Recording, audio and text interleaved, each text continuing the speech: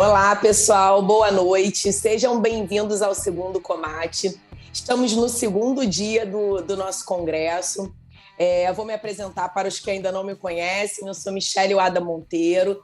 Eu sou médica aqui do Rio de Janeiro, anestesista e fundadora do Movimento Médicos Atletas. Estou com os meus colegas aqui. Gostaria que a Alessandra e o Pablo, que são meus parceiros, os meus braços direito e esquerdo nessa produção do Comate, se apresentem. E depois, posteriormente, o time de mulheres, né, que o Pablo hoje está sozinho, as nossas palestrantes queridas também se apresentem. Passa a palavra para o Pablo. Olá, sejam bem-vindos. Bom dia, boa tarde, boa noite. Essa nossa reunião também vai ser transmitida por um podcast e você vai poder ouvi-lo a qualquer momento, em todo lugar. Assim como as aulas do Comate 2021 vão estar disponíveis pelo período de 6 meses. Então, a gente vai poder rever com calma, anotar nos momentos de lazer, enquanto nós nos deslocamos, né, do nosso trabalho para casa. Queria agradecer novamente à comissão organizadora por todo esse empenho e as palestrantes que hoje brilharam realmente. Olha, estou impressionado com a qualidade do conhecimento. E agradecer imensamente por estarem conosco também aqui nesse movimento ao vivo. Eu sou médico anestesista também, intensivista e preocupado um pouco com a minha saúde, correndo atrás do prejuízo, vamos dizer assim. Passo a palavra para a Alessandra, também da comissão organizadora. Boa noite, pessoal. Eu sou a Alessandra Freitas Russo, sou médica neuropediatra, também um super prazer estar aqui hoje. Eu devo dizer que minha queridinha do Comate foi a noite de segunda-feira, que era da saúde mental, porque eu sou neuropediatra, mas hoje vou falar, gente, que noite, né? Nosso time de palestrantes arrasou. E no fim a gente estava fazendo ali um brainstorm antes de começar a transmissão ao vivo. A gente começa a entender que tudo se interconecta, né?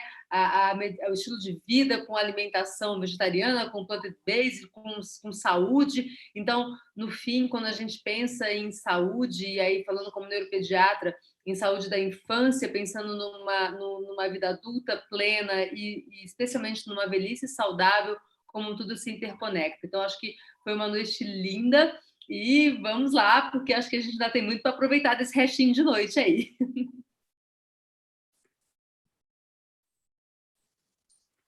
Bom, eu vou fazer só uma observação. Vocês devem ter reparado que, para quem já está assistindo, que a gente teve um probleminha com a palestra da doutora Flávia, que é nutrição estilo de MEV na pediatria. Porém, ela já está no ar, então vocês podem assistir, mas a doutora Flávia está aqui com a gente para poder dar umas pinceladas, já não fala tudo, doutora Flávia, mas já vai dar umas pinceladas nos principais pontos da palestra dela. E aí você aproveita e se apresenta também. Bom, primeiro eu quero agradecer, porque poder falar de estilo de vida, e ainda mais junto com a Cláudia, que é, sim, uma inspiração para mim. É uma honra poder estar aqui com vocês todos. E a medicina do estilo de vida, ela já estava incorporada na minha vida antes de eu saber que existia a medicina do estilo de vida. Acredito que muitos médicos vão ouvir, vão se identificar. Quem nunca ouviu esse termo vai falar, nossa, mas eu faço umas coisas aí que essas meninas estão falando, né? E é interessante porque eu sou pediatra, sou neonatologista e trabalhei muitos anos em UTI, mas eu sempre tive esporte na minha vida. Foi uma ferramenta que eu tive desde o começo da vida, através do meu pai. Começou com a natação, nadei mais de 20 anos, na faculdade inclusive, e depois eu fiquei na corrida, agora estou nela ainda. E eu sempre fiquei pensando como que eu conseguiria unir o esporte com a pediatria, que são as minhas duas paixões.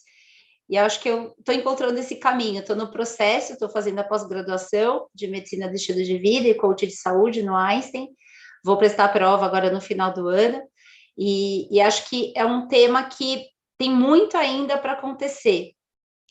É um tema que ainda no Brasil eu acho que está caminhando. A Cláudia, que é do Colégio Brasileiro, assim, estão desbravando esse caminho, tanto que não existe ainda uma graduação oficial aqui. As provas que são feitas pelo American College of Lifestyle. Então, é um começo. Quem está ouvindo isso está na frente. Eu sempre falo que quem já está tendo esse conceito de medicina do estilo de vida, já está tendo um conceito um pouco amplo da medicina. E o que é? Rapidamente, um minutinho. A medicina do estilo de vida, ela coloca o médico em condição de igualdade com o paciente, no qual existe uma troca de conceitos de vida e de necessidades, você tem uma escutativa, você sai daquele pedestal que o médico se coloca, né, como detentor do que é bom para o paciente, e ele olha para o paciente como um ser humano que tem as mesmas dificuldades que as dele, e aí, através dessa empatia, dessa escutativa, é feita traçada uma meta para mudança de algum ponto específico. Então, existem 6 pilares: nutrição, que a palestra da Cláudia foi maravilhosa, de medicina culinária, tem o sono, tem a atividade física, tem o manejo do estresse, tem a busca da felicidade das relações interpessoais e o uso de tabaco e álcool. Então, são áreas e pilares que se interconectam. Eu falo que a medicina do estilo de vida é uma engrenagem, que você mexe em um ponto e você vai mexer em outros, né? Se você tem uma nutrição ruim, você vai dormir mal, você vai ter uma atividade física que vai ser complicada e você vai estar estressado. Então, é tudo muito misturado, e a palestra falou sobre isso. Mas quero agradecer muito, é uma honra poder falar sobre MEV, porque é minha paixão, virou minha paixão, né, na verdade.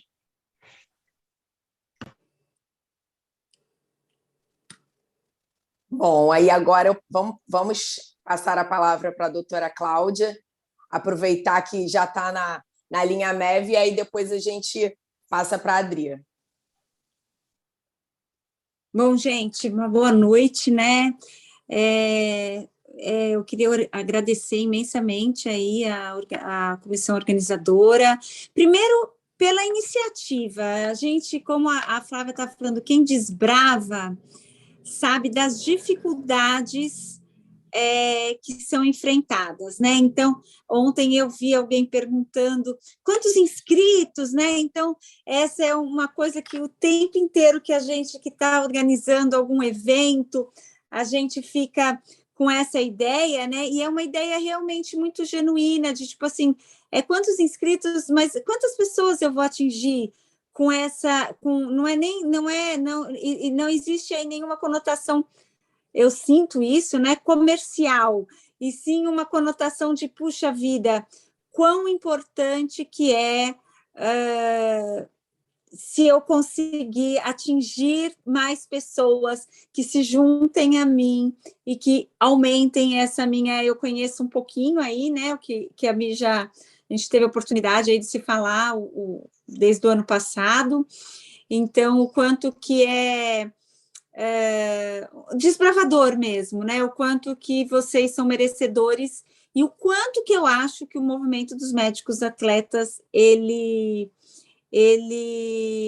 é fundamental na nossa profissão, porque o médico ele precisa ser olhado, ser cuidado, e precisa entender que o movimento, né, o estar em movimento vai fazer com que ele possa ajudar melhor os próprios pacientes, né? Então, o autocuidado do médico e o ser atleta não necessariamente significa, porque a palavra atleta, né, eu acho que ela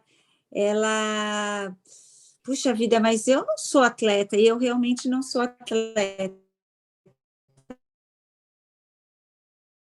Mas meu corpo está em uma ocupação muito, muito grande em estar movimentando, em colocar os meus pacientes, né? Eu também sou pediatra, então aqui estamos eu, a Lê, né? A Flávia, a Adri é pediatra também, mais alguém pediatra? Então estamos aí, não só em mulheres, mas também em muitas pediatras aqui, então em colocar os meus pacientes para se movimentar. E mesmo quando a gente faz, o movimento é tão importante que quando a gente vira e fala assim, nossa, eu estou com um objetivo qualquer que seja na vida, e eu ainda não o atingi. O que a gente fala? Mas continua a fazer, vai se movimentando que a coisa vai acontecer, né? Não sei se vocês já tiveram essa né? Então, por exemplo, vamos não sei como é que foi o começo aí da ideia dos médicos atletas, mas do movimento, mas eu imagino que seja assim, começou 1, 2 pessoas, daí deve ter passado uma dificuldade um pouco maior. Vamos continuar, vamos se movimentando, porque uma hora o movimento acontece e flui, né? Então, os meus sinceros parabéns para o movimento e para a comissão, e é um prazer estar aqui com vocês, discutindo isso. Como a Flávia estava falando, né, sobre a medicina do estilo de vida, a mim coube nesse momento falar com vocês de um dos pilares que eu acredito que é um dos mais prazerosos, porque eu adoro comer, né? Então, se alimentar é uma coisa, se nutrir, né? Nutrir de amigos, a nutrição, ela tá em várias formas dentro da nossa existência, e se nutrir de conhecimento, que é o que as pessoas estão fazendo aqui, se nutrir de contatos, que também é outra coisa que a gente está falando, mas no caso aqui da nutrição literal, né, da nutrição do alimento, da nutrição que alimenta o corpo, que faz nutrir o corpo, as células, né? E ela é desafiadora, porque ela envolve muito mais do que, não sei se eu consegui passar isso na palestra, mas a ideia era que eu conseguisse. Ela envolve muito mais do que nutrientes, né? Então, eu acho que mudar esse paradigma de quanto de carboidrato, quanto de gordura, quanto de vitamina, uso suplemento, não uso suplemento, faço isso, faço aquilo. O quanto que, na verdade, o que a gente precisa é o ingrediente como um todo, é a gente começar a se alimentar com menos preocupação e com mais qualidade naquilo que a gente busca e escolhe pôr no nosso prato, né? Então, e ao mesmo tempo isso é até um pouco intuitivo, né? Porque uma das emoções básicas que a gente tem é o nojo. E quem nunca sentiu um nojinho de alguma comida? Né? Então, isso também, existe aí uma coisa muito nata, né? Da gente aprender a ouvir o nosso corpo para aquilo que ele pede. Eu super admiro os meus colegas que são vegetarianos estritos, mas a recomendação da medicina de estilo de vida, ela é uma dieta baseada em vegetais, é a plant-based diet. Então, e o que acontece? Por que ela é baseada em vegetais? Ela não necessariamente proíbe o consumo da proteína animal, mas ela restringe isso para uma quantidade, como eu ouvi aí no aquecimento, quando eu cheguei, eu não interrompi, não falei boa noite, porque eu vi que estava numa conversa muito interessante sobre a quantidade, né, que a gente... Então, eu acho que é basicamente isso, e a carne, ela representa poder, né, então... Na antiguidade era o poder da caça, né? Então era o dia da festa, e a gente fica com uma ideia que os nossos ancestrais eles se alimentavam de carne todo dia, igual a gente que vai no açougue e pede X quilos, né, para o churrasco do final de semana, e ok, tem ali aquele acesso, não é, né? Eu tenho até um livro que é muito interessante aqui, que é esse aqui, ó, a História da Alimentação, e ele fala muito sobre isso, sobre essa questão, né, que a gente não era essa fartura de carne, não. Entretanto, quando a gente vai estudar, os paleontologistas, quando eles estudam, o que eles têm? Eles têm os ossos e eles têm os coprólitos, né, espero estar falando com o português no acento correto. E da onde que vem isso? Lá, os vegetais, eles se fossilizam de uma forma diferente. Então, nós ficamos, às vezes, com uma ideia falsa de que a alimentação deles não era baseada em vegetais, mas ela era, né? Então, ela tinha proteína animal, a proteína animal tinha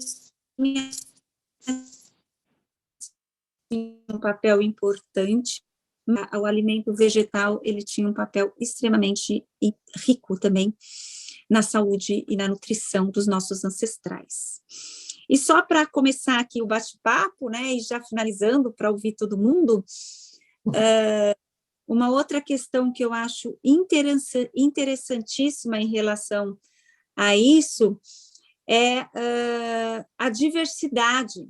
Quando a gente fala em ser vegetariano, é muito importante que a gente oriente esse nosso paciente a diversificar o seu vegetal, porque eu mesma, em alguns momentos da minha vida em que tomei a opção por ser vegetariana, eu muitas vezes a única coisa que eu fazia era comer carboidrato, porque eu parei de comer carne, então não necessariamente eu estou com uma dieta diversificada, variada, então esse cuidado também em incluir vários leguminosas, grãos, né, em se preocupar com o preparo. Daí volto aí a palavra para a Flávia, né, posteriormente, que é ir para a cozinha, né, Flávia? E daí, se eu não tenho afinidade para ir para a cozinha, que eu pelo menos consiga entender e levar para a minha cozinha aquilo que eu quero, que eu preciso para estar ingerindo. Bom, enfim, são essas pequenas coisas. Eu espero não ter diversificado demais o meu raciocínio e ter conseguido fazer algum tipo de alinhavo com ele. Não, foi super ótimo, super ótimo. E, bom, eu tenho vários comentários do Brainstorm lá, eu vou falar ao longo do nosso bate-papo. Eu queria que a Adri se apresentasse, ela que veio com uma palestra bem complexa no sentido de aceitação. Acho que é uma coisa... abriu a noite, né? Chocando. Até eu mesma, né, ao assistir, eu falei assim, gente, a gente precisa parar e pensar todos os dias. É uma palestra que eu acho que uma vez por mês a gente tem que estar assistindo para não esquecer, porque o cérebro, né, ele engana, ele brinca com a gente. A gente passa pelo sofrimento e daqui a pouco parou de assistir. Então, eu gostaria que você se apresentasse e falasse um pouquinho da tão falada nutrição sustentável, que, como eu falei antes, tem, para mim, tudo a ver com a MEV.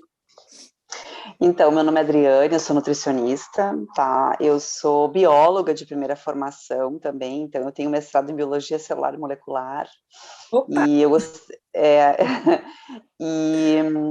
eu trouxe assim esse tema da palestra, principalmente porque não tem como a gente pensar em sustentabilidade sem a gente pensar na forma como a gente adquire nossa comida, porque afinal de contas a gente vai comer, né, pro resto da vida, né, a gente vai passar a comer desde que a gente nasce até que a gente morre, e como que a gente vai lidar com isso, né, com essa questão da alimentação, de que forma isso vai permanecer e perdurar, né, nos estágios que a gente passa aí para os nossos ancestrais, até quando a gente vai dispor de alimentos, né?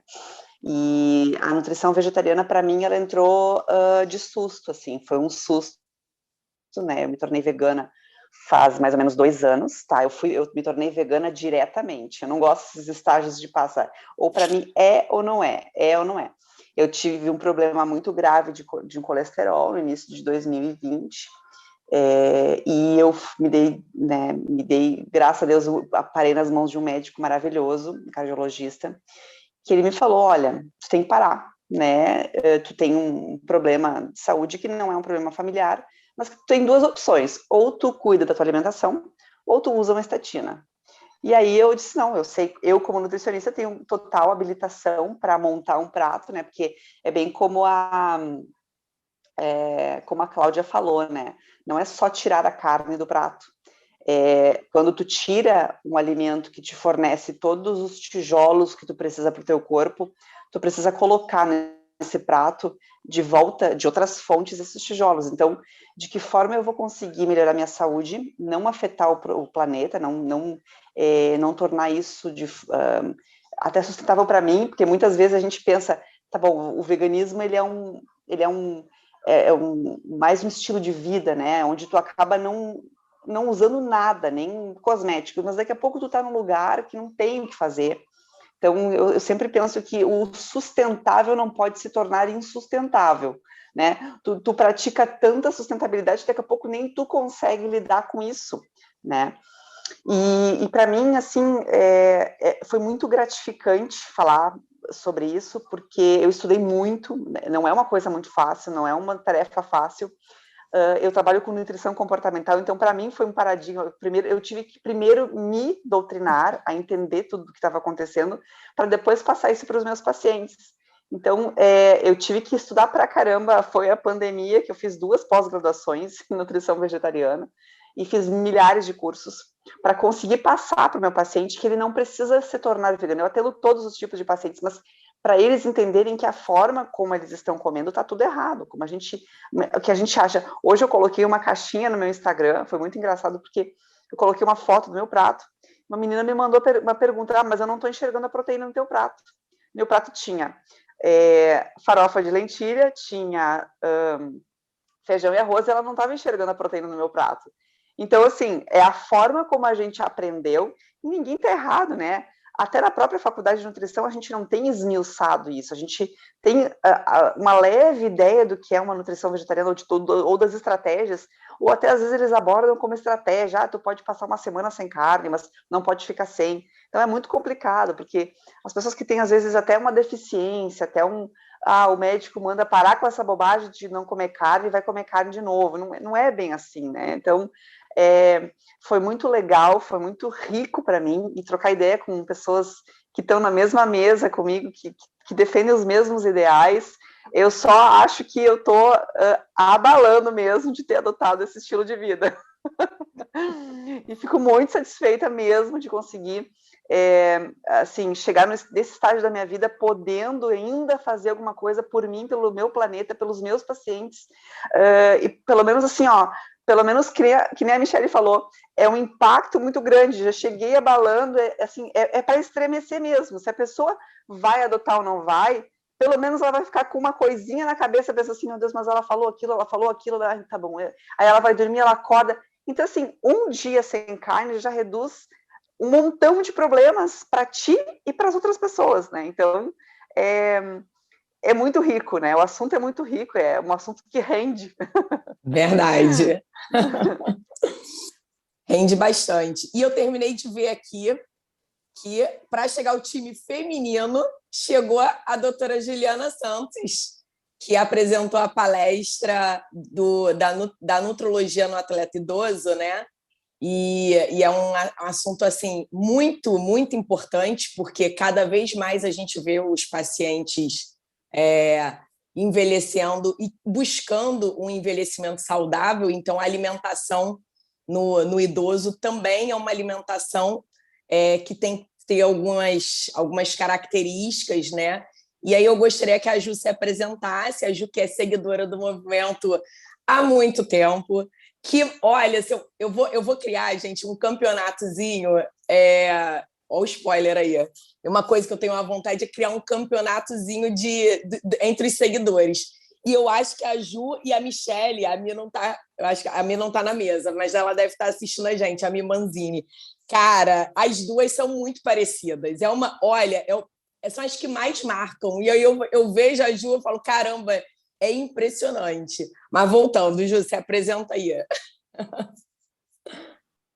Boa noite, gente, tudo bem? Acho que vocês estão me ouvindo, tá tudo certo? Sim.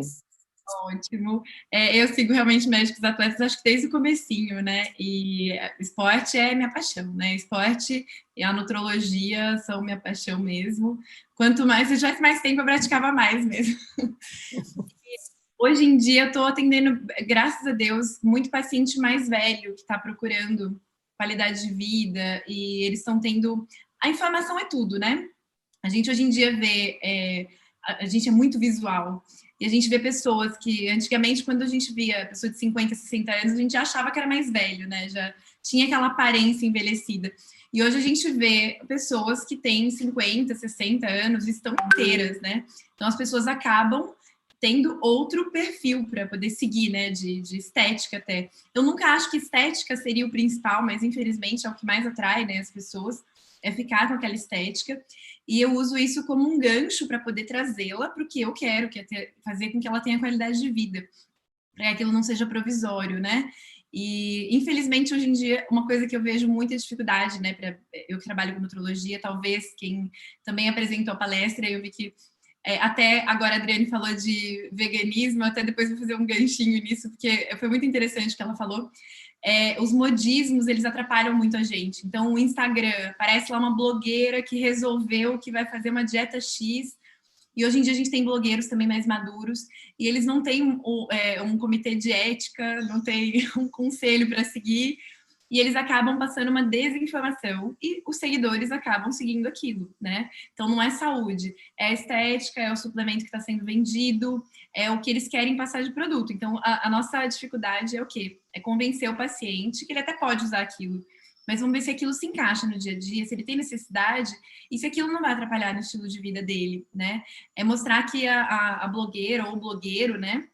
Eles não são uma coisa que são atingíveis, né? Cada um tem um perfil, cada um tem uma forma, né, de ser, e o paciente não precisa seguir tanto aquilo. E quando a gente fala de esporte em especial, né, o Instagram não mostra muito aquele lado de oxidar o paciente, né? Então, quando a gente fala em antioxidar, não é uma coisa visível. O paciente não entende que ele virar um corredor, ele tem que compensar aquilo de alguma forma. Ele acha que, de repente, fazer caminhada é uma atividade física, porque ele viu no Instagram que é uma coisa muito difícil. Mas que eu tô vendo que, assim, a gente consegue, hoje em dia, usar recursos, né? Eu sempre gosto de ser muito clara com o meu paciente e eu gosto de explicar para ele o porquê eu tô fazendo aquela estratégia e o que ele vai ter a longo prazo, até pelo fato da gente que trabalha em medicina de qualidade de vida, de bem-estar, a gente tá vendendo um produto que o paciente não consegue ver, né? A gente não tá falando que a pressão dele tá alta e vai ficar baixa. A gente não tá falando que ele tá com destro alto e vai baixar. A gente tá falando com uma coisa que não é palpável. Então, ele tem que ser muito bem orientado. Porque, às vezes, ele fala para você, mas eu tô me sentindo bem. E ele não vê que ele tá com uma massa muscular já reduzida, que a atividade física dele até pode estar sendo feita, mas ela não tá bem equilibrada com a alimentação. E por aí vai. Hidratação, que isso eu acho que é o maior problema que eu vejo hoje em dia, até pelo fato de eu trabalhar em clínica e hospital, né? É um tal do paciente não se ligar no que ele toma de água, não tomar, não ligar, e quando ele vira um renal crônico dialítico, ele é louco para tomar uma água, né? Então... são extremos que a gente tem que acompanhar no dia a dia, e é muito difícil. A gente tinha que pegar os dois pacientes e falar, se encontrem e conversem, para eles saberem, assim, o seu futuro, como é que é. E a questão do veganismo, né, que a Adriane falou agora, que eu achei interessantíssima, você explicar o motivo. Às vezes o paciente quer virar vegano hoje em dia, e eu vi isso muito com a pandemia, muita gente achou, né, que teve consciência social de virar vegano, mas a pessoa não está com a intenção correta e nem muito bem orientada. Por quê? Porque se ela abrir o Google, ele já explica, né, teoricamente. Eles acham que é assim, abrir o Google, eu já sei o que eu não vou comer. Elas esquecem do que tem que usar no lugar, do que vai faltar, do que tem que ser adicionado. E muito do que eu encaro nesse problema, em especial com pacientes muito jovens, é que quando a gente fala em substituir, a gente, profissional da saúde, a gente avalia a seguinte forma: eu vou tirar uma comida para colocar outra. E o paciente, ele vem de um fast food, de um junk food, e você tem que introduzir, na verdade, a comida pela primeira vez, né? Então, eu acho que essa dificuldade é uma coisa que hoje em dia é muito, assim, palpável para mim, e eles não têm muita noção ainda do que é saudável e o que não é. Então, é um condenar a proteína animal, ao invés de ter uma consciência social, né? Então, toda vez que um paciente quer ser vegano, eu pergunto o motivo. E quando eu vejo que não é um motivo correto, eu até explico o veganismo, como ele funciona, para ver se realmente aquilo vai encaixar nos ideais. E paciente que tem, às vezes, uma idade muito pequena, né? Eu explico para ele, vamos fazer o seguinte: antes de você ser radical e colocar uma bandeira na frente de que você não vai consumir alguma coisa, testa, vê como que é, se você vai se adaptar. Porque eles começam a ler e eles acabam indo para bebida alcoólica, porque ela é VG. O cigarro Então, o VG não é saúde, e é difícil a gente explicar para o paciente que, já que ele vai virar vegano e ele está com esse ideal, que é maravilhoso, e eu admiro quem consegue, porque realmente é muito difícil, explicar que isso pode ser uma coisa saudável, só que tem que ser muito bem orientado. Então, eu acho que nisso, rede social, Google, eles passam uma informação e a pessoa se intitula um doutor em veganismo, em vegetarianismo, ou mesmo em algumas dietas, né? Que se você for ler definição de dieta, só fala sobre macronutriente, não fala sobre micronutriente, não fala sobre equilibrar isso, né? Sobre variar o prato. Então, eu acho que hoje em dia a gente tendo esse tanto de informação, a gente tem que saber só convencer o paciente. Você vai fazer essa estratégia? Então vamos seguir. E eu sempre gosto de colocar, e por isso eu gostei do tema do idoso, é o longo prazo, né? Então, você vai fazer isso hoje, vamos ver o que isso vai impactar amanhã, né? Vamos ver como daqui a alguns anos, porque eles avaliam o que eles vão fazer nas próximas férias, né? Como vai estar meu no final do ano? E a gente tem que explicar que não, o final do ano é uma data, e depois, né, o dia seguinte. Então, é importante a gente colocar isso para o paciente. É legal, mas amanhã existe, né? Então, vamos colocar o amanhã também como prioridade, para que você não fique toda vez correndo atrás de prejuízos, né? Para que você plante uma coisa saudável.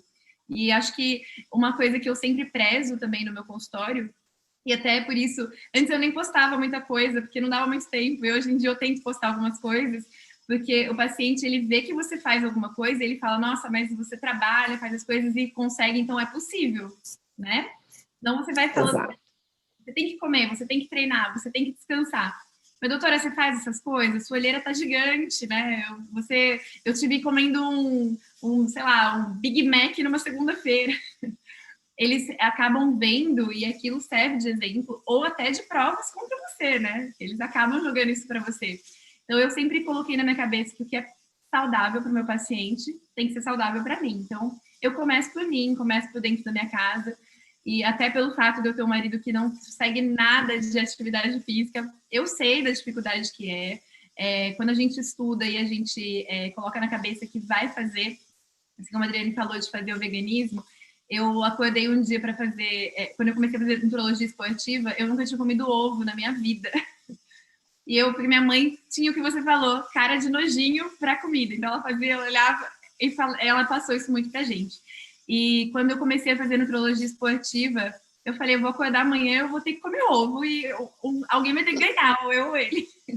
E eu coloquei na minha cabeça e consegui adaptar o paladar, mas porque eu trabalho muito isso. E eu sei que muitas pessoas não têm essa coisa do trabalhar o paladar, provar coisas novas, insistir no alimento, né? Eles insistem no que é ruim, porque bebida alcoólica, quando você bebe a primeira vez, ela não é gostosa. Mas geralmente as pessoas insistem, porque todos estão fazendo.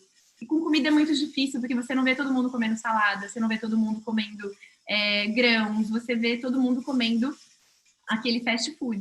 Então, eu acho que é um desafio que a gente enfrenta, né, de dia a dia, mas que a gente tem agora muitas ferramentas, muito estudo, graças a Deus, cada vez os nossos estudos vão mais rápido, né, nesse sentido.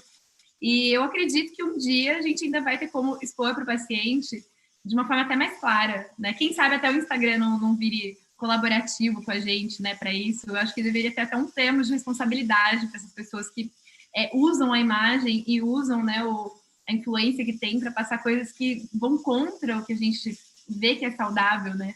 Eu espero que tenha um termo de responsabilidade, uma forma delas passarem, para realmente, já que elas têm muitos seguidores, eu não acho isso errado, muito pelo contrário, mas que ajudem realmente que elas tenham uma vida longeva, saudável, que tenha uma qualidade diária, né, de vida, e não só uma qualidade quando estão de férias, quando estão no final de semana. Tem que ter qualidade de vida no dia a dia, né? Perfeito, Ju.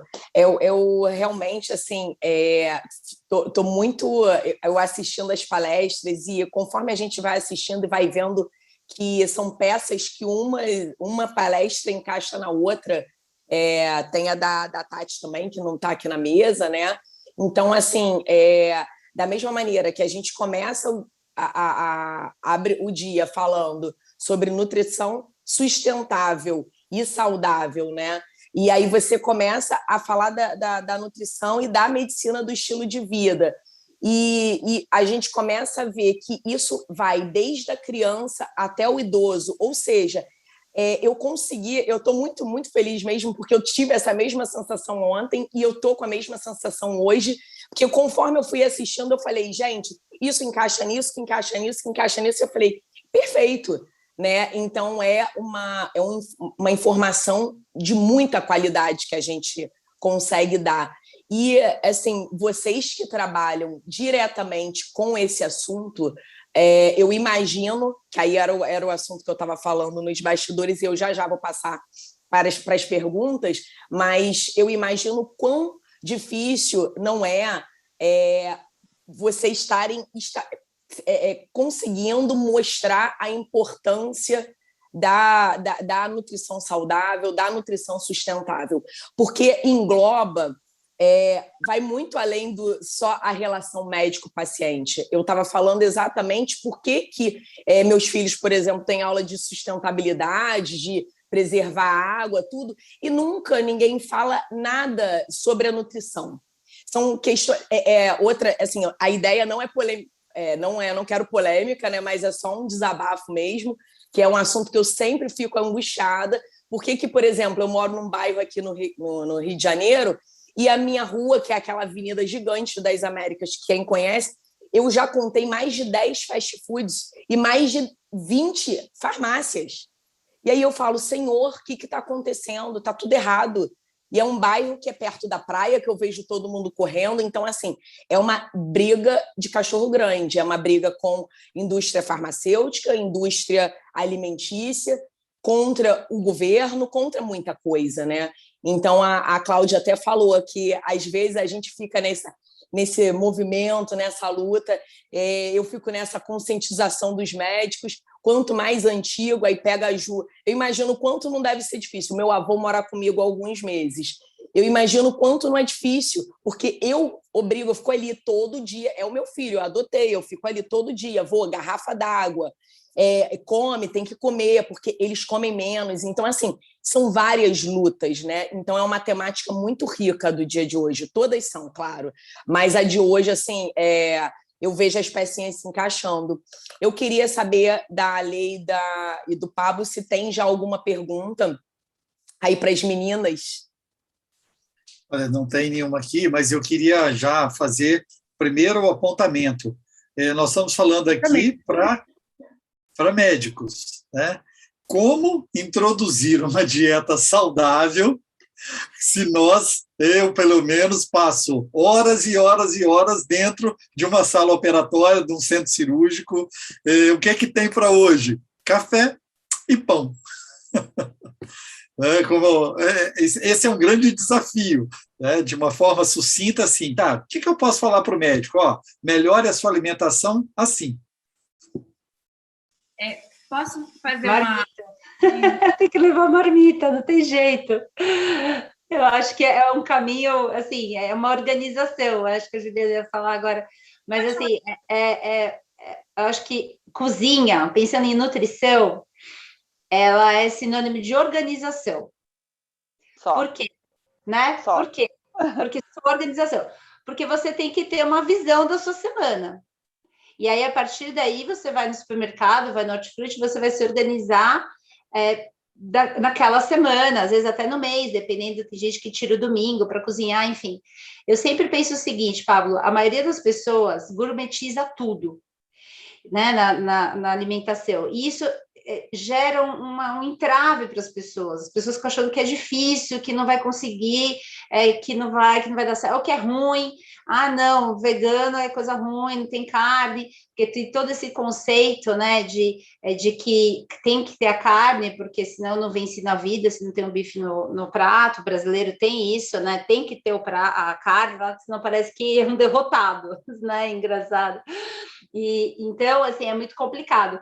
Eu acho que se organizar minimamente e ter pequenas metas, sabe? Aquele passinho pequeno. Se você está no pão e no café, não adianta você falar, não, semana que vem eu vou levar batata doce com abóbora, com salada. Não vai rolar todos os dias isso. Mas você tem que colocar uma meta pequena, mas possível, factível, para você dar o primeiro passo e começar. E eu acho que esse que é o ponto, é que nem quem acha que é sedentário tem que virar atleta. Não vai ser da noite para o dia, é uma construção, o hábito gera uma construção. A Cláudia, que estuda neurociência, sabe melhor que eu, é uma coisa que é um passinho de cada vez que você vai gerando. Então, a primeira dica que eu daria coloque, se você está no pãozinho, no café, coloque uma meta pequena, mas assim, tão pequena que você vai falar, nossa, é muito ridículo. Eu vou levar uma maçã para comer no meio da tarde, certo? Não adianta fazer uma coisa mirabolante, porque isso vai te desestimular. Isso não só na nutrição, como qualquer outro hábito da medicina do estilo de vida que você tente mudar.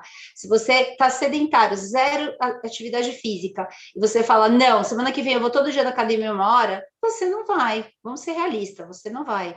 Porque você vai no primeiro dia, você vai ficar dolorido, aí no segundo dia você vai falar, tá vendo? Tô dolorido, não é para mim essa vida, vou continuar no sofá, que é o melhor que eu faço, e não vai dar certo. Então, acho que queria até saber das meninas que estão aqui comigo, eu acredito muito nesse poder do pequeno passo, do pequeno movimento, que vai gerando essa modificação de hábito, que é a longo prazo. Né? Com certeza, a modificação e a palavra que tu falou ali, Flávia, é organização. Essa é a única coisa que precisa. É tu enxergar a tua semana, porque todo mundo consegue, pelo menos, enxergar o próximo dia, né? O dia seguinte, pelo menos o dia seguinte todo mundo consegue enxergar. Aí tu sabe que tu não vai conseguir sair de casa. Qual é a diferença de tu comprar um pão ou tu comprar uma fruta? Ou tu comprar uma lata de milho, uma lata de ervilha, enfim, de tu cozinhar os ovos, qual vai ser a diferença? A diferença é que o impacto metabólico daquele pão ali, ele vai ser muito maior, né, do que tu levar uma maçã, né, e impacto ambiental também, né, tu tá colocando um pão que não tem nada de nutrientes, se tu trocar por uma fruta ou por um pote de frutas, compra ali uma maçã, uma banana, enfim, compra, pica todas, deixa tudo picado, faz uma salada de fruta, leva toda semana a salada de frutas, né? Aí na outra semana pensa outra coisa para levar, e assim vai indo, aos pouquinhos. Né? Por isso que é legal o nutricionista, porque o nutricionista ele já maneja essa questão das opções e pode, diante da tua aceitabilidade, da tua vontade, dos teus hábitos, ele pode te dar opções para tu. Não precisa fazer cada dia uma coisa, pode ser cada semana, pode ser. Se tu não enjoa, se tu é uma pessoa que enjoa, tu pode comer o mês inteiro a mesma coisa, tentar variar dentro das outras refeições. É muito fácil, mas assim, o difícil é sair da inércia, né? A zona de conforto. O grande problema é que a gente acha que nasceu para ficar parado, para ficar esperando algo de fora, né? Não, a gente nasceu para se movimentar. O ser humano não foi feito para ficar sentado, ele foi feito para ficar em pé ou deitado, só. Adriana, acho que até já respondeu, mas tinha uma pergunta aqui no chat dizendo que assim, é possível ter uma alimentação vegetariana expressa, ou seja, tipo, tão fácil quanto fazer carne? Muito. Você acabou de falar, pequenininho, é organização e planejamento. Né? É a coisa mais fácil que tem.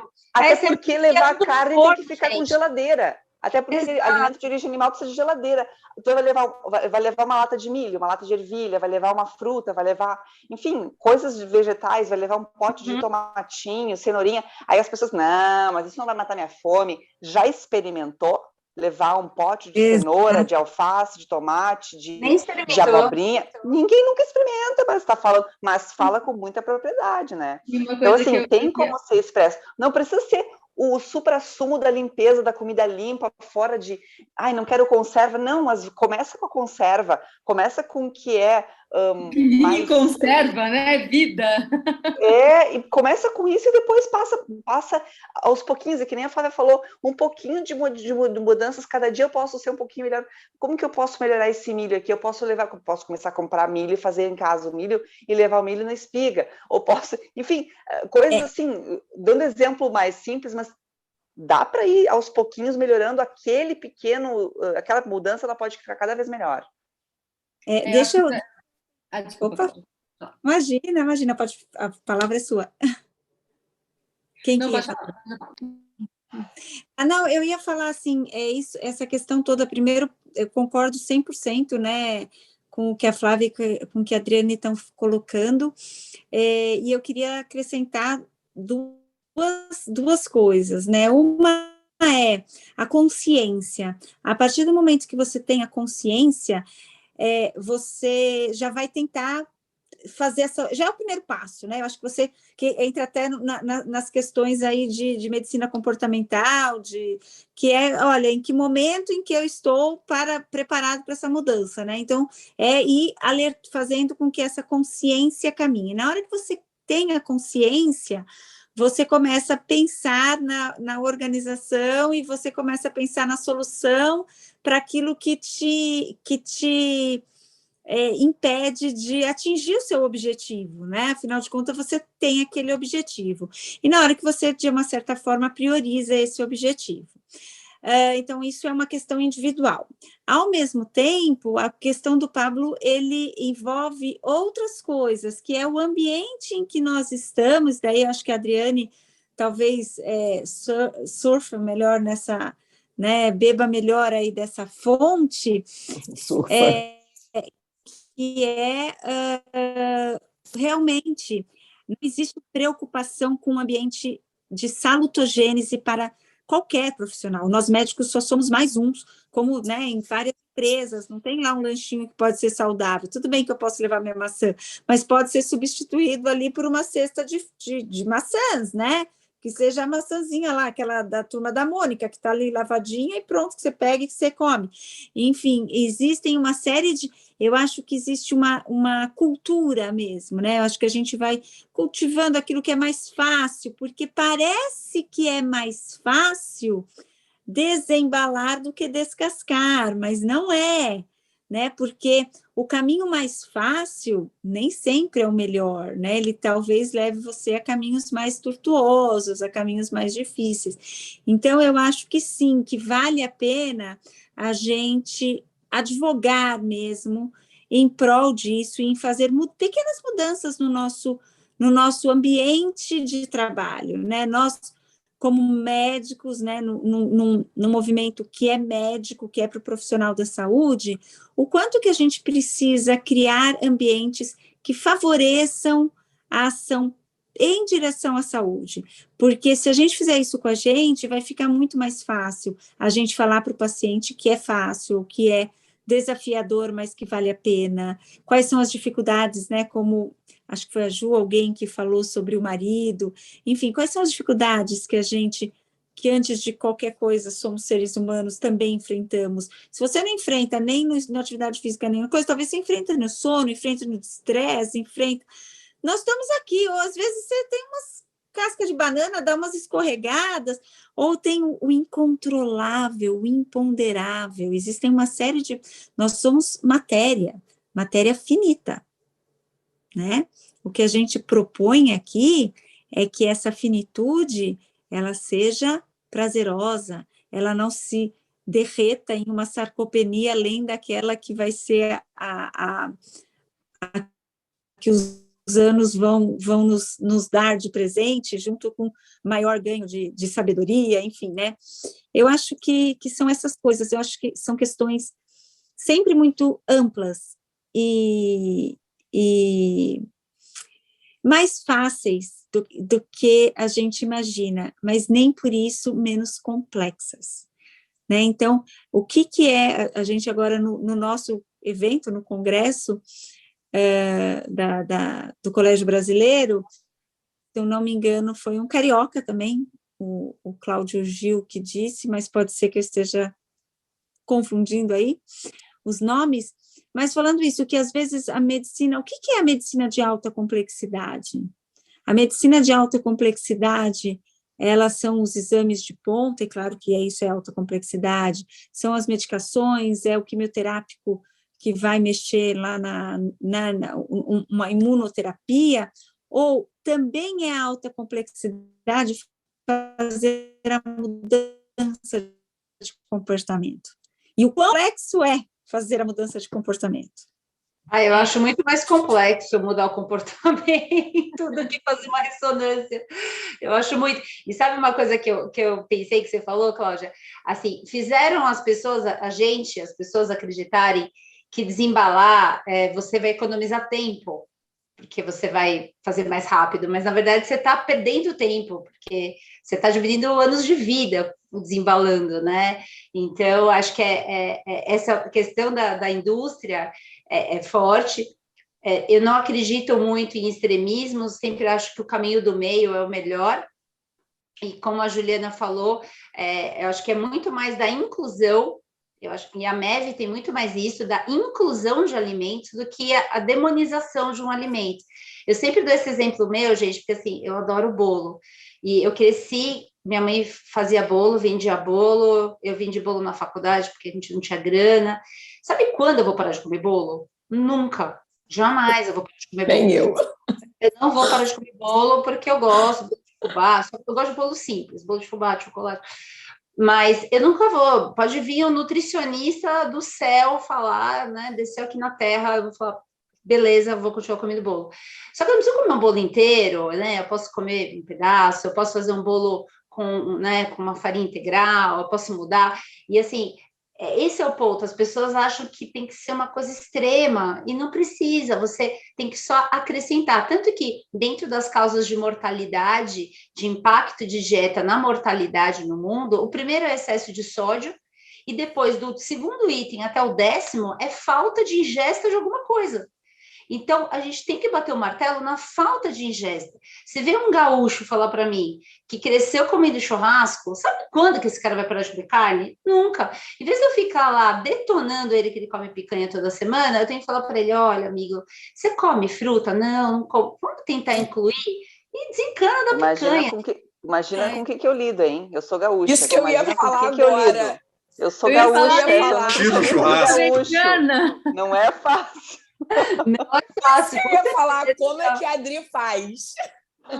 Não é fácil lidar com gaúcho, né? Olha... Juliana? Você sabe, Adri, que essa era, inclusive, a pergunta que eu ia fazer, porque a gente acaba confundindo o que é nutrição com o que é filosofia.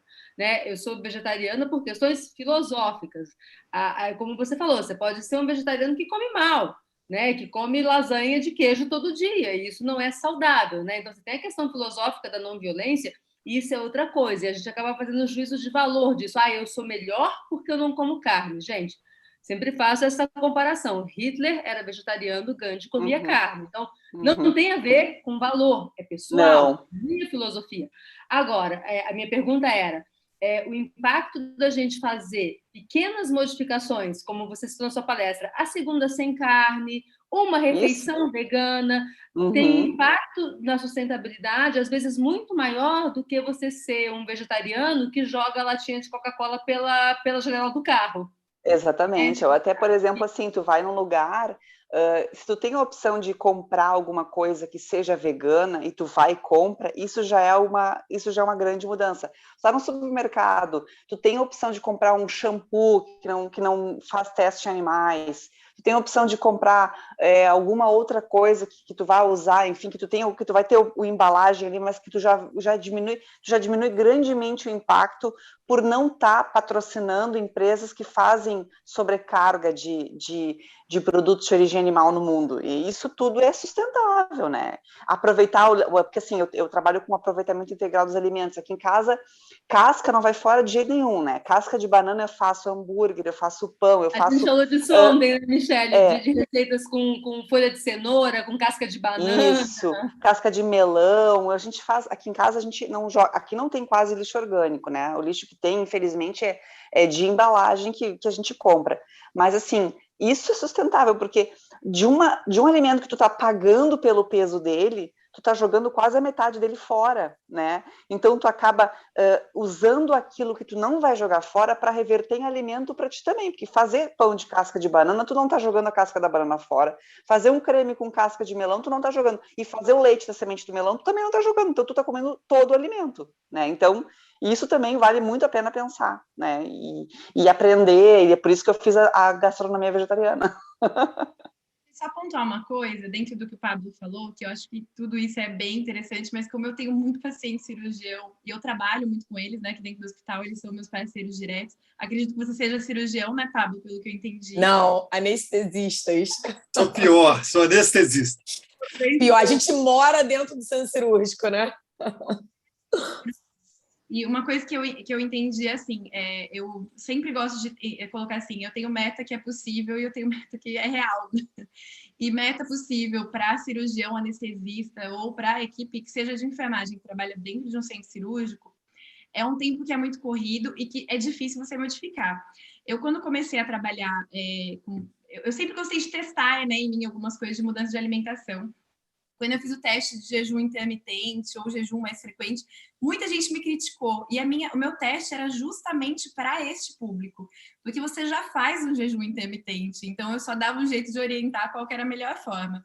Porque eu falar para você, vamos treinar a fazer um jejum que vai ser orientado, que você vai permanecer mais ou menos um número de horas. O dia que você tiver que ficar no centro cirúrgico mais tempo, você já está treinado a fazer isso, entendeu? Então, independente de você comer dentro do centro cirúrgico ou deixar uma coisa pronta, mais prática, né? Como as meninas falaram, que eu acho que é super válido, você vai ter uma coisa diferente de acabou a cirurgia, eu vou lá e vou enfiar a cara no pão e no café.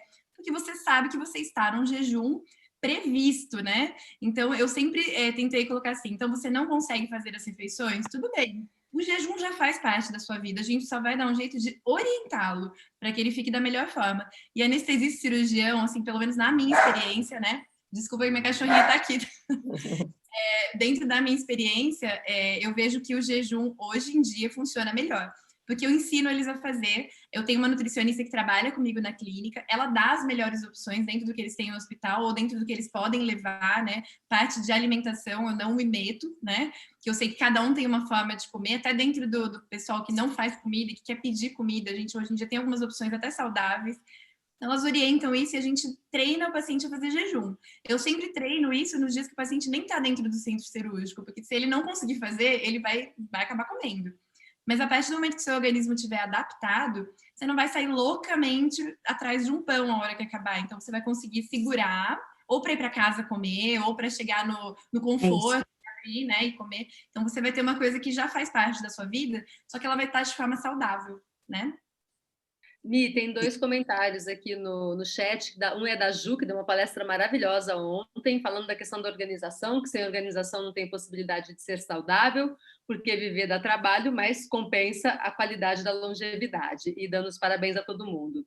E do Elevir, dando 2 informações aqui, que a pentacampeã do Ironman de Hawaii, a Daniela Riff, e o tricampeão do Ironman, também do Havaí, o João Frondeiro, são veganos. Então, aí quebrando esse paradigma de que veganismo não pode ser compatível com atleta de ponta, né? Atleta profissional.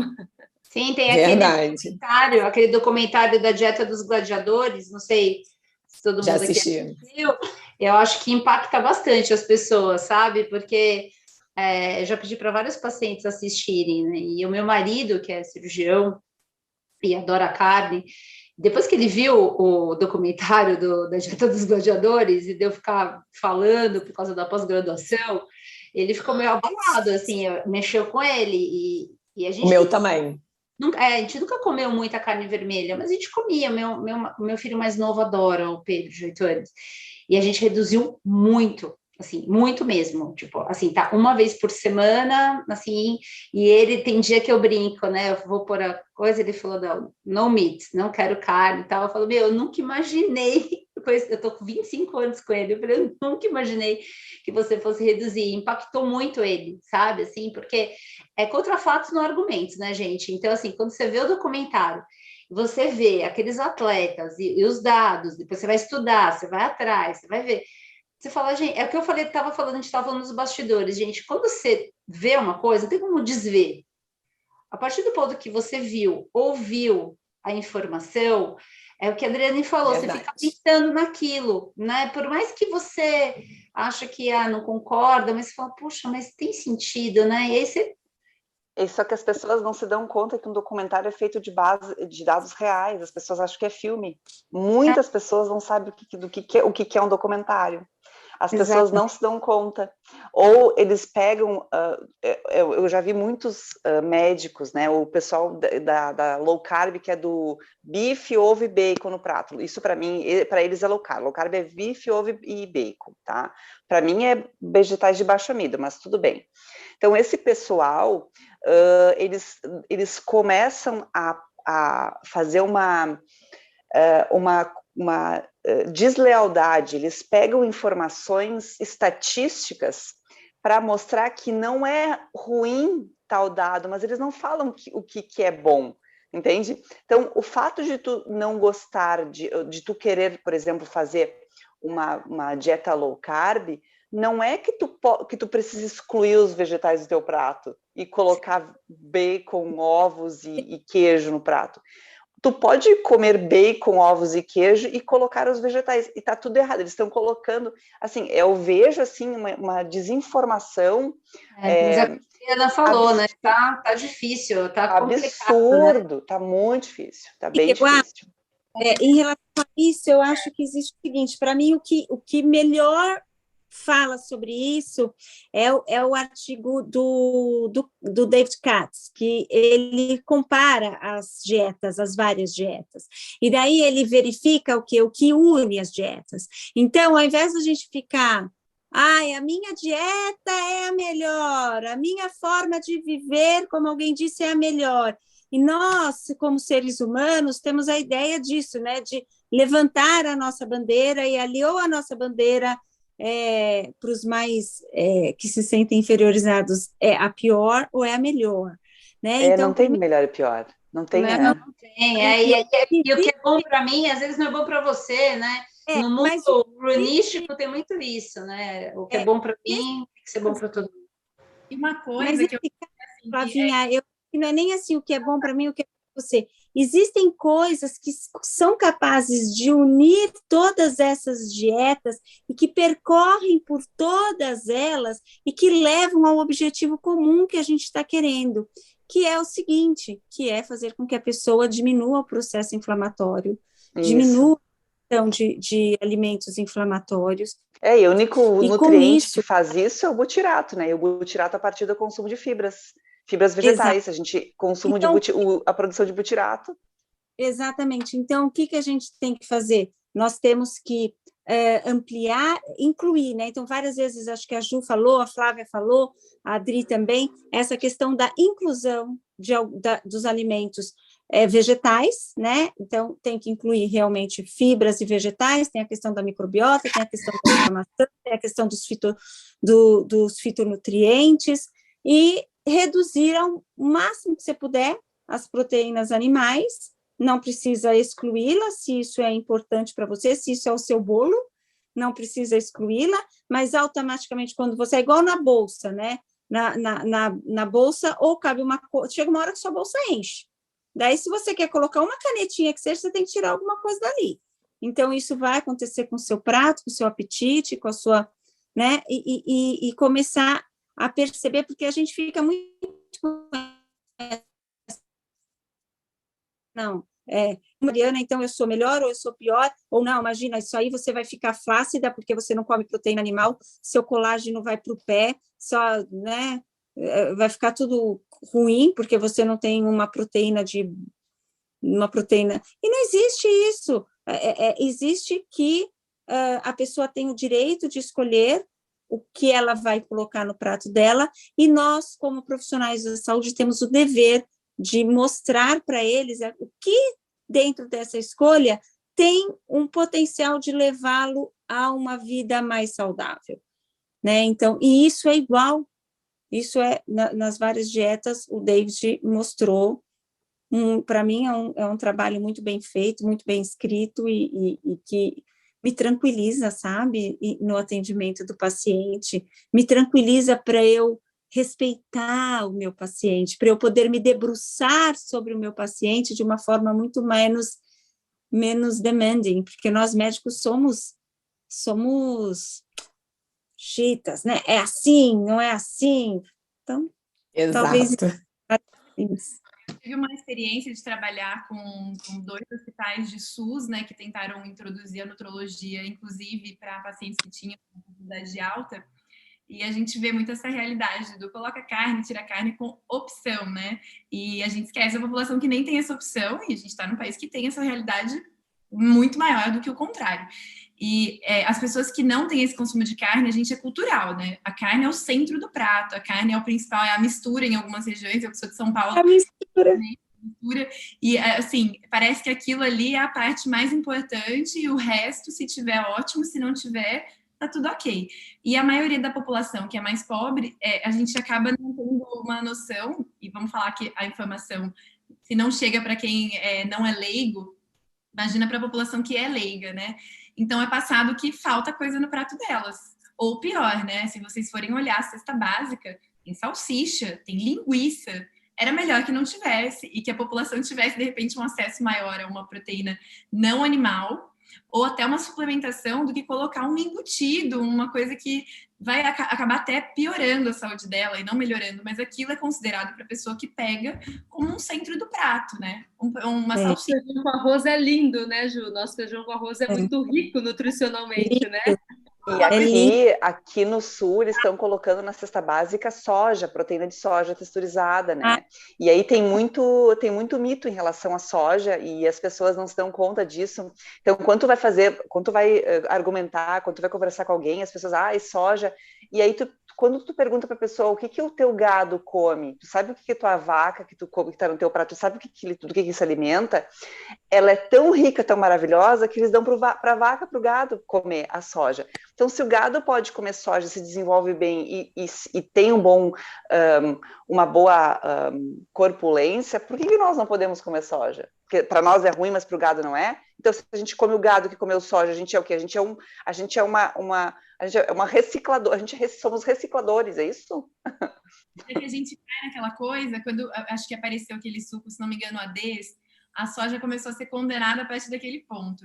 Então, acho que tem alimentos que, em algum determinado momento, ele vai ser condenado e depois vai ter que aparecer alguma outra coisa para ele enaltecer, como já foi feito com o ovo também, né? Mas falar, o ovo é o grande exemplo, né? Já foi ruim, já foi bom, já só a clara, só a gema, todo mundo junto. Se você for ler sobre o ovo, quando tirou a clara, tirou a gema, tirou isso, tirou aquilo, se você for ler as receitas, elas continuam iguais. Então, usar o ovo no bolo, no pão, ok, mas usar ele para comer, você tem que separar, então não faz sentido. Mas as pessoas não associam. E a soja, depois do ADES, ficou aquela coisa de a soja é o demônio, a soja mata as pessoas, a soja tá bom. Então, eu acho que em algum momento vai vir outro alimento, como sempre aparece, né? E daí a soja acaba perdendo um pouquinho o palco, né? É sempre assim. E a gente tem que lembrar que assim, a gente tá numa coisa tão estranha, né? De cultura, que o americano tem o fast food e ele enaltece um fast food, que para mim não é comida, né? Não é um alimento aquilo. E a gente está num país que exporta soja para o mundo inteiro, e ao invés da gente valorizar isso, ela é condenada. Então, é tudo um retrocesso para mim, né? É uma forma de colocar para as pessoas que o país que ela tem é errado, essa diversidade que a gente tem. É a desconexão, que eu falei, as pessoas falam as coisas e não se conectam com aquilo que estão falando, que é o ovo pode comer no bolo, mas não pode comer frito, né? A soja é horrível, dá câncer, mas o boi come soja, a gente não tem câncer se come boi que come soja. Teve uma vez numa palestra que eu estava dando, uma roda com mães e profissionais, e aí eu comentei, né, a gente estava falando sobre introdução alimentar, alimentação no primeiro ano, eu falei, eu acho que assim, antes dos 2 anos o ideal é evitar açúcar, mas vamos supor que você fez um bolo, aí volta o bolo, gente, vocês viram que eu gosto, né? Aí você fez um bolo lá caseiro, e aí o bebezinho de 1 ano e meio aponta. Eu sou a favor de dar um pedacinho, sabe? Pôr na boca da criança, não fazer um auê. Aí uma mãe quase me matou, que eu falei, isso que absurdo, você dá bolo para criança e tal. Aí eu fiquei quieta. Aí passou 10 minutos, ela, então, porque a bolacha maisena... Eu falei, não, peraí. Aí todo mundo começou a rir. Né? Você vê como as pessoas estão desconectadas mesmo, né? Eu falei, peraí, você dá bolacha maisena? E você vem falar do meu bolinho de iogurte caseiro? Sabe, assim, poxa, ela deu até risada, eu falei, tô magoada, porque assim, o meu bolinho, ele tem ovo, açúcar, farinha, e é isso, entendeu? Agora, a sua bolacha maisena tem conservante, gordura, aromatizante, um monte de coisa. Glúten. Eu falei, olha, desculpa, eu acho que...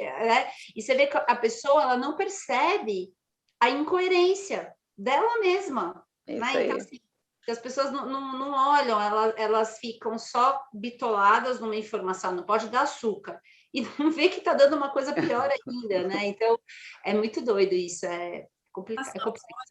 Pelo menos, assim, durante o período que eu tive de contato com outras pessoas que, mesmo dentro da nutrologia, ainda mais a esportiva, né? Tem gente que é a favor de testar um monte de coisa, como é o meu caso. Eu como carne uma vez ou 2 no mês, né? E a maioria dos meus colegas é o contrário. Então, eles não são tão a favor, alguns, né? E são meio radicais nisso, como disseram, né? Xiitas. E o que eles passam para pacientes, né? Vai fazer alimentação vegetariana ou vegana, então a proteína vai ser a soja. E isso você coloca na cabeça do paciente, é uma coisa monótona, né? Se você mudar e tirar o frango, o ovo e tudo aquilo que você tem de opção, só vai te sobrar soja. Então você vai enjoar, ou você vai provar, ou mesmo que se tem de opção, que se você não souber fazer a soja, a gente sabe que é uma coisa como não é todo lugar, a pessoa acaba não gostando, e isso é assim, impresso na cabeça do paciente, assim, você vai virar vegano, vai virar vegetariano, então você só vai comer soja, e soja é aquela carne de soja que tenta imitar bife. Então, isso acaba sendo passado de uma forma de terrorismo mesmo, né? E eles esquecem de mostrar que tem muita outra opção de proteína não animal, que não é só a soja, mas que ela pode fazer parte, né? Não precisa ser uma coisa que todo dia você vai comer soja, né? Gente, olha que depoimento lindo aqui que a gente teve lá no grupo do Instagram, que é da Sandra, que ela está formada há 45 anos, que esse congresso significa que a luta de alguns, antes até discriminados, não foi em vão. Eu acho que é isso, né? Acho que há muito tempo a gente não consegue engajar a gente, enquanto médico, falando de alimentação, falando de atividade física, né? A Tati falou uma frase muito, muito boa na palestra dela, que é assim: antes eu mandava e meus pacientes não obedeciam. Agora eu faço e sirvo como exemplo para eles fazerem junto comigo. Acho que quando a gente fala de alimentação e de estilo de vida, é isso.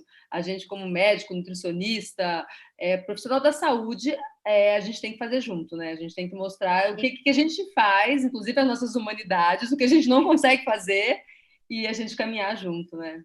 Sim, olha, eu vou falar para vocês, faz umas 2 semanas eu fui na TV Gazeta, eu cozinhei ao vivo, gente. E a hora que eu tava... Não, juro, eu nunca imaginei na minha vida que fosse isso acontecer, porque faz muitos anos que eu já fiz várias vivências gastronômicas com mães, com pediatra, gosto de cozinhar, tenho o meu projeto que é o Pediatria na Mesa, e aí eu tenho minha assessora e ela falou: doutora, eu consegui um negócio, você não vai acreditar, você vai cozinhar na TV. Eu falei: não, tipo, uma médica cozinhando na TV. E assim, eu fiquei muito feliz, porque para mim representou, e é isso que a Alessandra falou, né? A gente fica lutando, fazendo um monte de coisa, às vezes a gente não vai conseguir mudar todo mundo, mas se a gente conseguir plantar pequenas sementinhas, né? Eu acredito muito nesse movimento, que é o que a Cláudia falou, é o movimento, né? Manter o movimento e o que a gente acredita, o propósito, né? Então, eu fui falar sobre lancheira, e aí eu dei 5 opções de lancheira e fiz um bolo de espinafre, que eu falei que era bolo do Hulk, e uma crepioca. E mostrei o quanto era rápido fazer, e o quanto era possível fazer um muffin nutritivo, né, 100% integral, tal. Então, eu acho que é isso, a gente tem que manter o tônus, manter o movimento, e acho que a Michele, que fundou o movimento dos médicos atletas, é maravilhoso. Para mim, é a idealização do que eu acredito que é o mais importante dentro da medicina, que é o médico ser o modelo, o profissional da saúde ser o modelo para os seus pacientes. E na pediatria, assim como os pais têm que ser o modelo para os filhos. Então, acho que essa é a bandeira mesmo. E assim, só complementando rapidinho o que a Lei e a Flávia falaram agora, eu sempre, né, também eu tenho dado algumas palestras, sempre me pedem, aí eu dei semana retrasada para os alunos de medicina do Fundão, aqui do Rio, e porque eu falando dessa influência, né, antes eu colocava assim, que nós temos que ser exemplo para os nossos pacientes, mas agora eu já dei uma expandida, porque eu coloco que nós, como profissionais da área da saúde, né, por estudar isso e sabermos, né, um caminho que a maioria dos nossos colegas, dos leigos, não sabem, é que a gente tem que fazer para dar o exemplo para os nossos filhos, para os nossos colegas e principalmente para os nossos pacientes. E aí eu falo isso com muito testemunho, porque, por exemplo, aqui em casa, né, meus filhos não comem nugget, porque em algum momento eles escutaram que nugget era pintinho morto, e aí eles falaram: não, eu não vou comer pintinho morto. E aí, eu acho que foi até a minha cunhada que falou, que nem é da área da saúde, nada, e aí o que aconteceu? Eu estava numa festinha, e aí o meu filho estava na festa do pijama, não come pipoca, não come isso, não come, porque não gosta mesmo, porque ele come bem outras coisas, e aí ele falou assim, você quer nugget? Não, tia, eu não como, é pintinho morto. E aí foi aquela coisa, aquele choque, né, na festinha, né? E aí depois eu fui conversar com ela. Mas assim, isso nem foi uma informação que para a gente ver o quanto a criança ela absorve isso. Então, assim, aquele meu questionamento de talvez se na escola, na nossa formação, em casa, uma conversa da mesma maneira que eu falei quando eu fiz uma live sobre doação de órgãos, né? Tem temas que eu defendo muito, porque são temas que têm que ser discutidos naquela conversinha da família. Porque quando a gente planta a sementinha, essa sementinha vai virar uma árvore muito grande de pensamentos naquele adulto.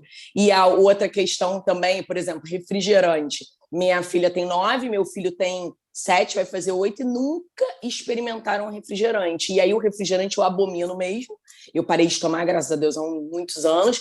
E aí, por exemplo, o vovô tá tomando. Vovô, você quer se matar, isso é um veneno. A mamãe disse que é um veneno, é cigarro líquido. E aí, assim, acaba que são sementes que eu planto e isso daí lá na frente vai virar alguma coisa. Eles vão pensar 2 vezes antes de fazer. E a questão dos colegas, por exemplo, eu no plantão, quando eu fiz a minha residência no hospital militar, lá até tem nutricionista, tudo, mas infelizmente o tempero não era muito bom. Tinha coisas saudáveis, tinha maçã da Turma da Mônica, mas o tempero não era muito bom.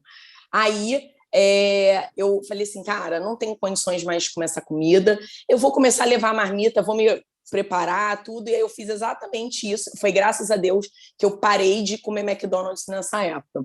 E aí eu peguei e todo o meu plantão, eu fiz a residência, virei staff, e todo mundo, plantão da Michelle. E olha, não pede pizza não, que nem adianta. E aí todo mundo, vamos comer a pizza? Eu, não, gente, eu não quero não. Não, gente, eu não gosto disso não. Não. E aí eu com a minha marmitinha. Quando cheguei no final dos meus 8 anos militares lá, no meu plantão, eu olhava para o lado, cadê a pizza, gente? Não, a gente não vai pedir não, a gente vai na sua. Então, assim, parece que não, mas a gente influencia sim. E essa é a ideia do movimento, né? Que eu peguei mais no esporte por conta de mim mesmo, né? De ter catequizado alguns residentes a serem surfistas, mas eu acho que vale para tudo que fala de estilo de vida. Deixa eu só acrescentar uma coisa que você falou que é interessante, eu ia acrescentar justamente disso de plantão. E de fazer alguma coisa levando. Eu sou marmiteira desde quando eu formei, eu vou fazer 11 anos de formada, desde quando eu fiz o meu primeiro plantão. Eu só fui mudando o que eu levava na marmita, porque eu tinha uma coisa de eu ter que saber o que eu vou comer. E antes de decidir fazer nutrologia, nem nada. Então, mesmo quando eu levava comida ou mesmo lanche, né? Quando eu fazia aqueles lanchinhos pseudo-naturais, né? Eu gostava de eu fazer o que eu ia comer. E conforme eu fui modificando, né, algumas coisas, eu mudei a minha marmita. Mas sempre tudo que eu faço, na verdade, hoje em dia eu faço a minha comida, a do meu marido e a das minhas cadelas, né? Elas só comem comida mesmo. Eu tenho uma nutróloga veterinária que faz o cardápio e eu cozinho. Não gosto de como um pouco em restaurantes, então eu sou considerada muito radical no hospital, o que é muito engraçado, porque eu como comida. E eu sou radical. Agora, quem come pizza todo dia não é radical, então eu acho sensacional. Ju, sabe que eu vou te dizer uma coisa, a minha filha tem 5 anos, tá? E a gente tem um pouco de dificuldade de sair com ela, justamente por isso, porque ela gosta de comer arroz e feijão. Então, tu imagina que a gente vai para o shopping, vai para algum lugar, tem que ter um lugar que tem arroz e feijão, porque ela gosta só de comer arroz e feijão. E é uma coisa dela, assim. Então, essa dificuldade, aí as pessoas, ela come um pãozinho, come não sei o que, ela não come pão, ela não come mas ela não gosta, ela gosta de comer comida, é comida, é arroz, é feijão, ela gosta de macarrão, de carninha de plantinhas, que eu dou a carne de soja para ela gosta disso, e aí se tu vai para um lugar que não tem, aí as pessoas, mas o que ela come? Ela só come arroz, que difícil. Não é difícil, o difícil é as pessoas começarem a parar para pensar que é normal comer comida e não comer lanchinho, né, então é bem isso. É engraçado que as pessoas te acham estranho você não comer coisas que vão te fazer mal. Eu sempre tive esse problema, né, das pessoas acharem isso, e é até engraçado que elas me julgam de radical, mas na hora delas mudarem o hábito, porque elas estão vendo que estão ficando doentes, elas me procuram, mas elas já falam, eu não vou ficar radical com você. Eu falo, mas eu não tô sugerindo. Você tem. E quando a gente vai em locais, né, assim como até, né, sua filha, né, Adriane, Uma vez eu fui para os Estados Unidos com meu marido, eu já tinha ido com a minha família, ficado algumas vezes, mas depois de adulta eu fui com ele e eu não consigo comer outras coisas que não sejam dentro do meu hábito. Eu fiquei 20 dias comendo abacate e whey protein, que era o que tinha, ou ovo cozido que eu fazia no apartamento, comprava uma salada no Walmart e comia, porque a gente ficou dentro da Disney, onde só tinha aquele turkey leg, aquele troço fedido, e eu não consegui comer. Então, no final da viagem, eu estava me sentindo muito bem, ótima, treinei todos os dias, apesar de estar comendo pouca coisa, e todo mundo que estava com a gente na viagem ou estava constipado, ou estava com diarreia, super cansados, voltaram acima do peso, sabe? Então, e tu que é radical. E tu que era radical, né? Eles radicalizaram completamente, né? Se inflamaram todos e tu que é radical. A gente estava nos 2 ou 3 últimos dias que eu tinha comprado muita fruta, e quando eu chegava no dentro, a gente alugou, né, meio que um flat, e nos últimos dias eles acabavam com a minha fruta, eu tinha que sair para comprar mais, porque eles não estavam aguentando comer aquele tanto de comida seca, sem fibra, e você começa a ficar com sede, não entende nem da onde vem aquela sede, acaba até atrapalhando, né, no passeio. Mas eu que sou radical, só que depois que todo mundo tá mal, é a tua comida que... Eu vou ler aqui o último comentário do Elevir Neto. Obrigado por todos que participaram aqui no chat. Parabéns, bonito quando as falas são mais testemunhais do que apenas técnicas. É o exemplo que arrasta, não o discurso. E a gente está chegando aí ao final dessa mesa redonda. Eu acho que o assunto seria para mais um Comate, né? E deixar aí um minutinho a mensagem final de cada convidada e dizer que esse nosso áudio vai virar um podcast, né, do Comate 2021, e toda noite a gente tem a rádio web medicinadoconhecimento.com.br, que tem uma vibe pós-congresso, pós-evento. Todos estão convidados aí. Então, um minutinho para cada um para se despedir e deixar a sua mensagem final para quem nos assiste. Adriane? Oi, pode ser eu. Muito feliz, então, de participar. Fiquei muito honrada de ter, assim, nessa mesa, pessoas tão legais que partilham das mesmas ideais. Como eu falei no começo, eu me sinto... Estou abalando, né? A gente está abalando de pensar do mesmo jeito.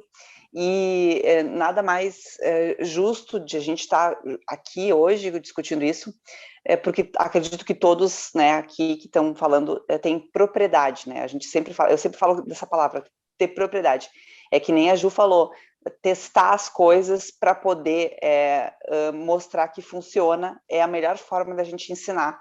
É tu realmente vivenciar aquilo ali e mostrar o teu resultado, porque ele aparece pela consequência, não porque ele aparece de uma forma forçada. Meu recado é essa palavra, é propriedade.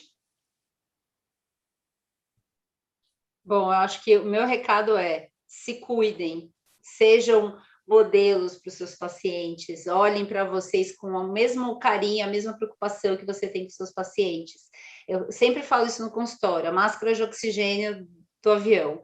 Você tem que colocar primeiro em você, para depois colocar na outra pessoa, né? Porque se você não colocar em você, você morre, não ajuda o outro, não ajuda ninguém. Então, a gente tem que sempre olhar para nós primeiro, isso não é egoísmo. Tanto o médico, o nutricionista, fisioterapeuta, todo mundo da área da saúde, parece que é um dogma, né? Uma coisa assim que tem que ser workaholic, tem que se dedicar 100%, se não se dedicar, não é um profissional tão pleno, e é o contrário. Eu estou lendo um livro que chama A Quietude é a Chave, e ele fala assim, como que a gente pode falar que a gente trabalha pela nossa família, se a gente trabalhar tanto a ponto de não ficar com a nossa família e não cuidar de nós? Eu acho que essa é a minha mensagem.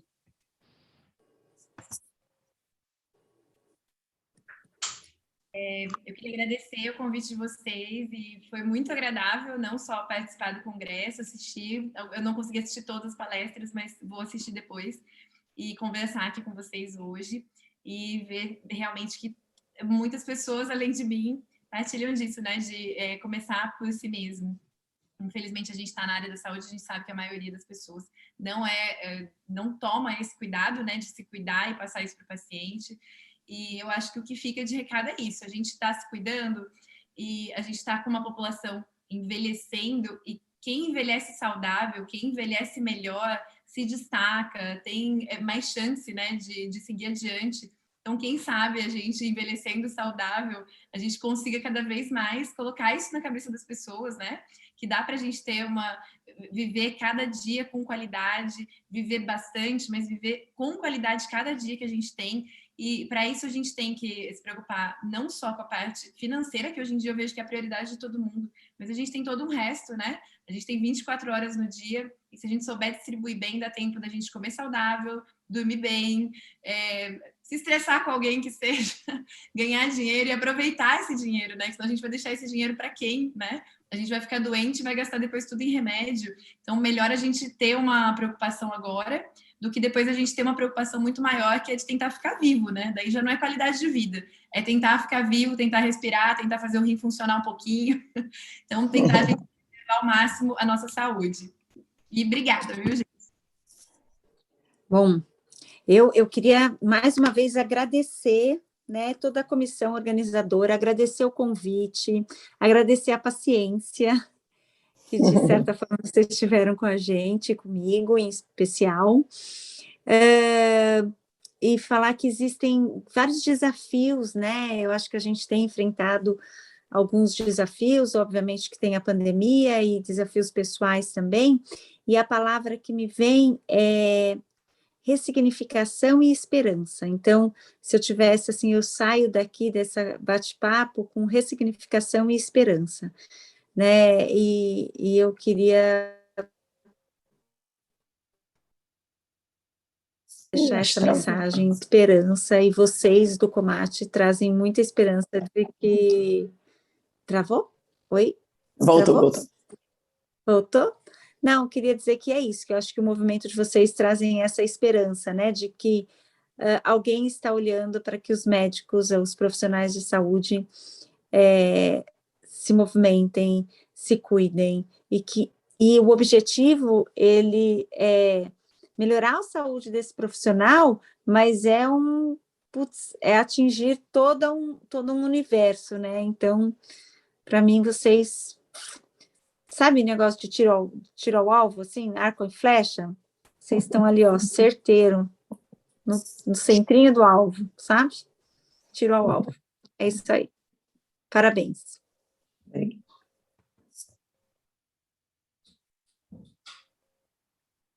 E aí, falta quem?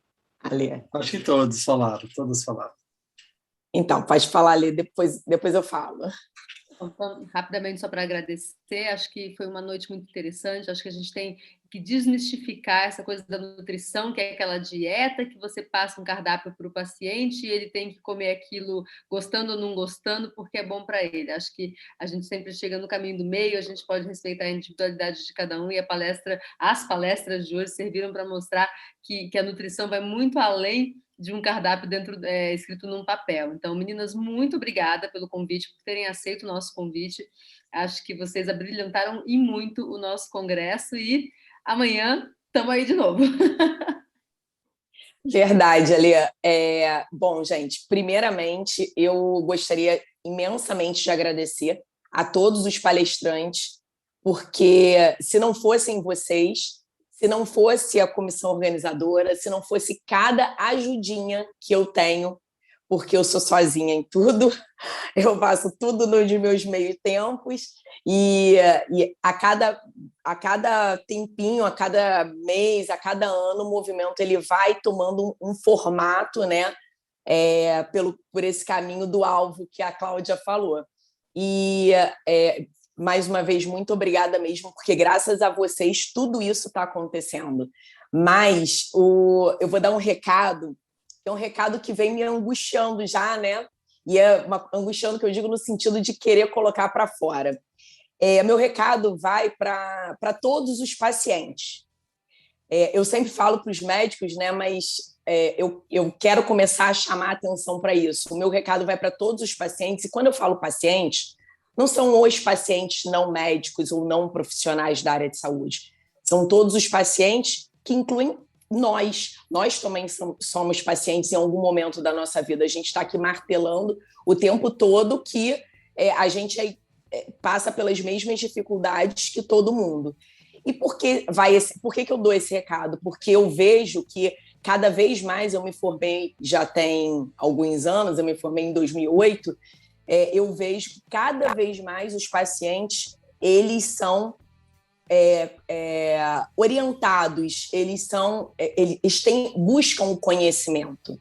Então, dificilmente hoje quem trabalha em consultório vê um paciente que chega, não questiona nada e ponto, e não procurou nada sobre a doença dele antes. Então, esses pacientes que são os questionadores, que buscam o melhor, esse recado que eu quero dar. Esses pacientes, minha opinião, minha sugestão é que esses pacientes procurem os profissionais que mostram, que praticam exatamente o que eles pregam na consulta. Então, assim, a busca pelo profissional, seja o nutricionista, seja o médico, o profissional de educação física, não adianta só ele ter aquele conhecimento vasto, isso é muito importante. Mas é muito importante também que ele mostre que ele pratica isso, porque a gente, quando faz, né, as meninas aí deram um banho nisso, né? O veganismo, o vegetarianismo, elas falam com propriedade, dão dicas. Então, assim, isso tem uma... a orientação, né, é sempre essa, é que a gente procure aquele que dá o exemplo. Só isso. E até amanhã. Até amanhã, muito obrigado aí, boa noite a todos. Seguimos fortes. Boa noite, tchau, pessoal. gente, boa noite. Boa noite, gente. Adorei. Adorei também. Obrigada, gente. Boa noite. Gratidão. Adorei.